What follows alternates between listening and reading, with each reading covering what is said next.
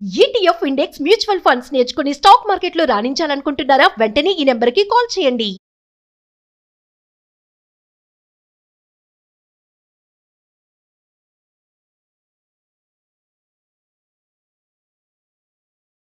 నమస్కారం, welcome to Suman TV. నేను గీతాంజలి. ప్రస్తుతం మనతో పాటు ఇస్కాన్ నుంచి ప్రణవానంద ప్రభుజీ ఉన్నారు. వారితో మాట్లాడదాం. హరే కృష్ణ ప్రభుజీ. హరే కృష్ణ. ప్రభుజీ, పూరి జగన్నాథ్ ఎంత విశేషమైన విశిష్టమైన క్షేత్రం అది. అందరూ జీవితంలో ఒక్కసారైనా దర్శించుకోవాలనుకుంటారు. ఆ స్వామి గురించి ఎన్ని చెప్పినా తక్కువే. అంటే మానవ మాత్రులుగా మనకు కొన్ని ఆశ్చర్యం అనిపిస్తాయి. మాకైతే మరీ ముఖ్యంగా, ఎందుకంటే మీరు కృష్ణ భగవానుడి గురించి దేశాలు తిరిగి వారి గురించి, వారి లీలల గురించి చెబుతున్నారు. మీకు ఆయన సాక్షాత్కారం ఇలా రకరకాలు కాబట్టి మీకు అది కొత్త కాకపోవచ్చు. కానీ మాకు ఎప్పుడూ ఆశ్చర్యం అనిపించే విషయం ఏంటంటే, పూరి జగన్నాథ్ అక్కడ ఉన్నటువంటి ఆ కృష్ణయ్యకి సంవత్సరానికి ఒకసారి జ్వరం వస్తుందట. ఆయనకి నయం చేయడానికి డాక్టర్లు కూడా వస్తారట. రకరకాల పథ్యం పాటిస్తారట. అప్పటి వరకు ఆయన భోజనాలు ఏవి చేయరట. ఇలా రకరకాలు, అంటే వింటుంటే ఆశ్చర్యంగా అనిపిస్తుంది ఖచ్చితంగా. ఎంతవరకు వాస్తవం? అలాగే రథయాత్ర గురించి కూడా చాలా ప్రత్యేకంగా చెప్తారు. ఏ ఆలయంలో కూడా మనం ఇలా చూడం. ఇక్కడే ప్రత్యేకం ఆ రథయాత్ర అనేది. వీటి గురించి వివరించండి. అసలు ఆ స్వామి మహిమ ఏంటి? మనకి జ్యేష్ఠ పూర్ణిమ, స్నాన పూర్ణిమ అంటారు. ఆ రోజు జగన్నాథుడు సంవత్సరానికి 2 సార్లు మందిరాన్ని వదిలేసి బయటకు వస్తారనమాట. ఒకటి స్నాన పూర్ణిమ రోజు స్నానవేది అని ఉంటుంది. మూల గర్భగృహం నుంచి వచ్చేస్తారు మూలమూర్తులే. వచ్చేసి ఆ పైన అందరికి కనిపిస్తారు. వాల్ పైన ఉంటుంది స్నానవేది అని. అక్కడ కూర్చోబెడతారు.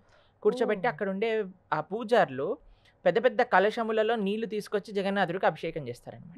108 కలశములతో అభిషేకం చేస్తారు. అభిషేకం చేశాక ఆయనకి జ్వరం వస్తుంది అని అంటే, ఇప్పుడు మీరు అడిగితే అయ్యా జ్వరము, దగ్గు, జలుబు ఇవన్నీ వస్తే భగవంతుడు అవుతాడు. మనం ఎప్పుడో చెప్పుకున్నా, భగవంతుడు అని అంటే ఎటువంటి భౌతికమైన ఇవి ఉండవు అని ఎన్నో ప్రమాణాలు కూడా చెప్పుకున్నా. గోవర్ధనాన్ని ఎత్తినప్పుడు ఆయనకు ఒక చిన్న దెబ్బ తగలేదు. ప్రహసన అనే పర్వతం మీద నుంచి దుంకినప్పుడు ఆయనకి ఏం దెబ్బ తగలేదు. కాబట్టి దీనికే ఒక 108 వీటితో స్నానం చేసేస్తేనే ఆయనకి జ్వరం వచ్చేస్తుందా అంటే, ఎందుకు జ్వరం వస్తుంది అని అంటే, తన భక్తులతో ఎక్స్క్లూజివ్ సేవ, ఎక్స్క్లూజివ్ టైంని. ఇప్పుడు చూడండి, కొన్నిసార్లు మనం ఏం చేస్తామంటే, ఆఫీస్కి వెళ్ళాలి అని లేదనుకోండి, ఇంట్లో అందరు చుట్టాలు వచ్చారనుకోండి, ఏం చేస్తాం, ఒక సిక్ లీవ్ పంపించేస్తాం. అయ్యా నాకు ఈరోజు జ్వరం వచ్చింది, నాకు ఈరోజు కడుపు నొప్పి వచ్చింది, లూజ్ మోషన్లు వచ్చేసాయి అని అంటే ఇంకేం చేస్తారు? లూజ్ మోషన్లు అంటే ఇంకేం చెప్పలేడు, సరే అయ్యా ఇంట్లోనే ఉండు అంటారు. అలా జగన్నాథుడి ప్లాన్ ఏంటంటే, నాకు జ్వరం వచ్చింది అనగానే టెంపుల్ మూసేయండి. ఏం చేస్తాడు? టెంపుల్ మూసుకొని చక్కగా తన భక్తులతో సేవని యాక్సెప్ట్ చేసుకుంటూ వాళ్ళతో ఎక్స్క్లూజివ్ టైంని స్పెండ్ చేస్తూ ఉంటారనమాట. ఎవరు ఈ ఎక్స్క్లూజివ్ డివోటీస్ తెలుసా జగన్నాథుడికి?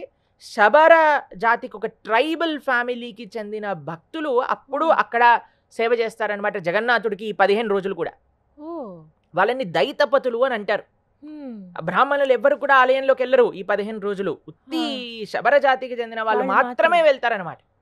వాళ్ళే జగన్నాథుడికి ఆరాధన చేయటం, వాళ్ళే జగన్నాథుడికి నైవేద్యాలు పెట్టడం, వాళ్ళు వనమూలికలు తెచ్చి మొత్తం పేస్ట్ చేసి జగన్నాథుడి యొక్క ఫీవర్ నయం చేయడానికి ఇస్తూ ఉంటారనమాట.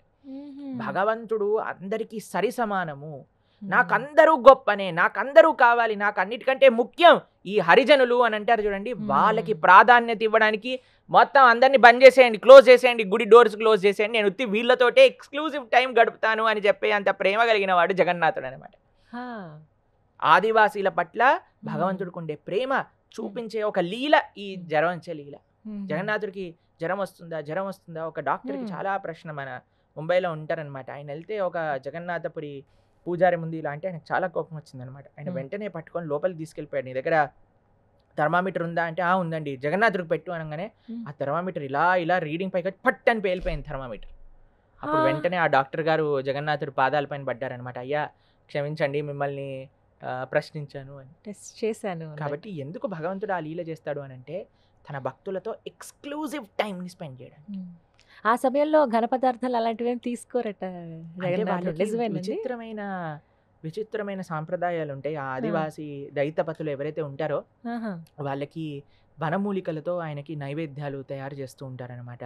దాని తర్వాత నువ్వుల నూనెని సంవత్సరం పాటు మట్టి లోపల పెట్టి ఆ నువ్వులతో ఆయన లోపల వేడి పెంచాలి. ఇప్పుడు జ్వరం జలుబు వచ్చింది కాబట్టి వాటితో మాలిష్ చేస్తూ ఉంటారు జగన్నాథుడికి.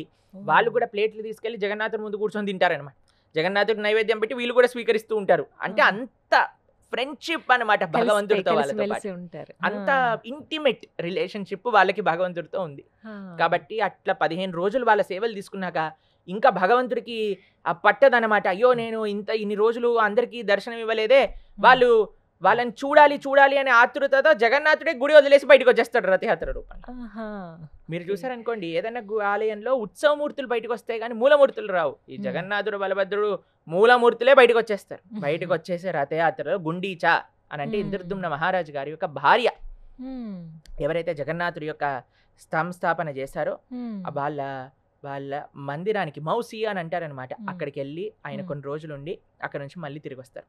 మనకి జగన్నాథ మందిరం ద్వారకా అని, గుండీచా మందిరం బృందావనం అని కూడా చెప్తారనమాట. బృందావనానికి కృష్ణుడు వెళ్ళే ప్రయాణమే ఈ రథయాత్ర అని అంటారు. ఎందుకంటే చాలా రోజుల తర్వాత ద్వారకకి వెళ్ళిపోయాక బ్రజవాసులు ఎప్పుడు కూడా కృష్ణుని చూడలేదండి. కురుక్షేత్రంలో ఒకసారి కలుస్తారు గ్రహణం వచ్చిన సమయానికి. అప్పుడు అందరు గోపికలందరూ బ్రజవాసులందరూ కృష్ణుని చూస్తూ, అసలు వీడు కృష్ణుడేనా, ఈ కిరీటం ఏంటి, పెద్ద పెద్ద హారాలేంటి, అసలు ఈ నగలేంటి, మాలలేంటి, మా కృష్ణుడు ఎంత బాగుండేవాడు బృందావనంలో, చిన్న పగడి కట్టుకొని, నెమలి పింఛం పెట్టుకొని, చిన్న వనమాల వేసుకొని, చిన్న ధోతి కట్టుకొని ఎంత బాగుండేవాడు, నీకేమైపోయింది కృష్ణ, మాతో వచ్చేసే కృష్ణ అని మనసుతో కృష్ణుని లాగేసుకొని వెళ్ళిపోయారనమాట బృందావనానికి. అదే రథయాత్ర అని చెప్తారు. మనసులో కృష్ణుడిని లాక్కొని వెళ్ళటమే ద్వారక నుంచి బృందావనానికి, అదే రథయాత్ర అని కూడా చెప్తారు. చాలా భావనలు ఉన్నాయండి రథయాత్రకి. చాలా విశేషమైన ఉత్సవం రథయాత్ర. జరుగుతుందో ఎంతో ఘనంగా లక్షలాది మందులతో, చాలా మంది పరమ భక్తులతో జరిగే ఒక సుందరమైన ఉత్సవం రథయాత్ర. రథేషు వామనం దృష్ట్వా పునర్జన్మన విద్యతే అని అంటారు. రథంలో కానీ ఒక్కసారి కృష్ణ దర్శనం చేసుకుంటే మళ్ళీ పునర్జన్మ ఉండదు అని చెప్తారు. కాబట్టి ఆ రథయాత్ర కేవలం పూరిలో కాకుండా శ్రీల ప్రభుపాదుల వారి యొక్క దయచేత ఇస్కాన్ తరపున అన్ని పెద్ద పెద్ద ప్రధాన రాధ్యములలో కూడా రథయాత్ర జరుగుతుంది. మన హైదరాబాద్ లో కూడా 7వ తారీఖు రథయాత్ర జరుగుతుంది. ఆదిలాబాద్ లో 13వ తారీఖు జరుగుతుంది అన్నమాట. అయితే ఈ రథయాత్ర భగవంతుడు వచ్చినప్పటి నుంచి వెళ్ళేంత వరకు మధ్యలో రథయాత్ర చేస్తూ ఉంటారు వివిధ ప్రదేశాలలో. ఇస్కాన్ తరపు నుంచి ప్రపంచవ్యాప్తంగా సుమారుగా 1200 రథయాత్రలు జరుగుతూ ఉంటాయి. 100కి పైగా దేశములలో జగన్నాథ స్వామి వారి యొక్క రథయాత్రలు చేస్తూ ఉంటారు అనమాట. కాబట్టి ప్రపంచమంతా జగన్నాథుడి యొక్క వైభవం. జగన్నాథుడు కదండి, జగత్తుకే నాథుడు ఆయన, అందరికీ నాథుడు ఆయనే. కాబట్టి అటువంటి స్వామి యొక్క వైభవమైన రథయాత్ర. హరే కృష్ణ. హరే కృష్ణ. సుమన్ టీవీలో మీ పర్సనల్ అండ్ బిజినెస్ ప్రమోషన్స్ కోసం కింది నెంబర్కి కాంటాక్ట్ చేయండి.